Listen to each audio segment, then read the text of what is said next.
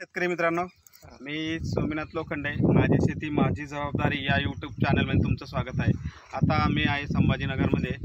तर आता सततचा पाऊस चालू असल्यामुळे जे आलं पीक आहे, जास्त पाऊस चालू असल्यामुळे बघा कंद म्हणजे मुळं कुजायला लागले। मुळं कुजायला लागल्यानंतर काय होतं की असे पिवळे पडायला लागतात। पांढरे बघा, जे पांढरे आहे ते चांगले असतात आणि नंतर मूळ कुजायला लागतात जास्त सततचं पाणी असल्यामुळे। त्याच्यामुळे काय होतं, शेतकऱ्याचं नुकसान होतं आणि दमना हे काय होतं, अन्न घेणं बंद करून टाकतात। ज्यावेळेस अन्न घेणं बंद झालं तर मग तुमचं काय होतं की मर चालू होऊन जाते आणि म्हणजे हे सुकायला लागतात तुमच्याकडे। सुकल्यानंतर काय होतं, इथं तुम्हाला वाटतं की सड लागली। त्या पद्धतीने शेतकऱ्याला काळजी घेणं गरजेचे आहे। यासाठी जैविक बुरशीनाशक आणि चांगल्या पद्धतीचे फवारणी आणि बुरशीनाशक हे प्रति 8 दिवसाला तुम्हाला सोडणं खूप गरजेचे आहे।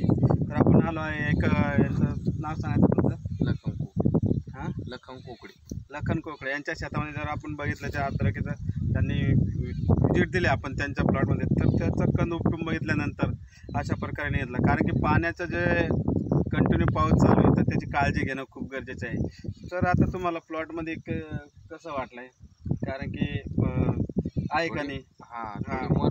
मर आहे म्हणजे हे ना सडायला लागले। सडल्यानंतर काय होतं बघा, तुम्ही बघू शकता पांढऱ्याने एकदम असे ब्राऊन कलरचे दिसतात। त्याच्यामुळे काय होतं, शेतकरी नुसतं औषधं सोडतोय। त्याच्यासाठी शेतकऱ्यांना कुठलीही जास्त घाई न करता, कारण की प्रॉपर नियोजन घेतलं तर बरं फायदा होऊ शकतो। नाहीतर काय होतं, कारण की हे जर पूर्ण कंद कुजायला लागते तर कंदकुज वेगळं, सड वेगळी आणि मुळकुज वेगळं आहे। हे शेतकऱ्यांनी लक्षात ठेवणं खूप गरजेचं आहे।